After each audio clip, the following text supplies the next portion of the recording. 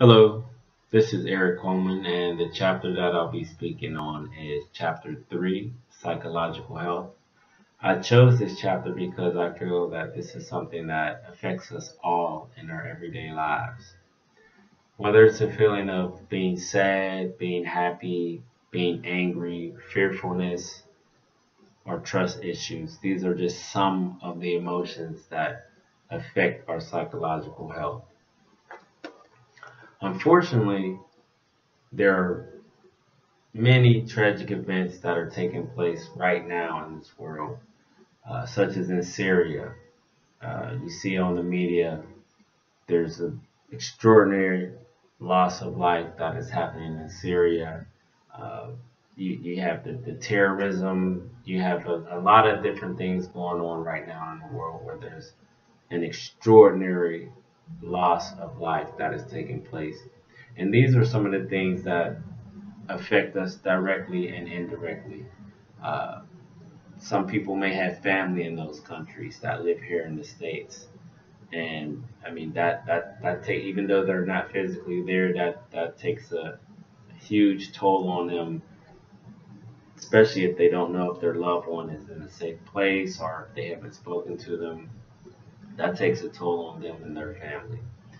Even here in the States, we have people that live in different cities, and there's unfortunate incidents that are happening right now all across the United States. So these incidents affect our psychological health as well. Also, what I just spoke of is the balance. The exposure to balance, directly or indirectly, can increase the risk of developing a health condition such as depression or anxiety or post-traumatic stress disorder. Also, people who are homeless are at a greater risk of developing a mental health condition such as schizophrenia. Some of the things that we can do as a society to combat some of the psychological health disorders in our community is we have to change the social norms. Today's society has been too nonchalant about the loss of lives. And the reason why I say that is because it happens so much now that it's like, oh, wow, again, like it's not really a big deal, but it is a big deal. It's a big deal even when it's one life that's lost. We have to change that norm to where it's not acceptable. It's not just looked at like, oh, wow, that guy was crazy or that girl was crazy, and you just go on about your business. That has to change.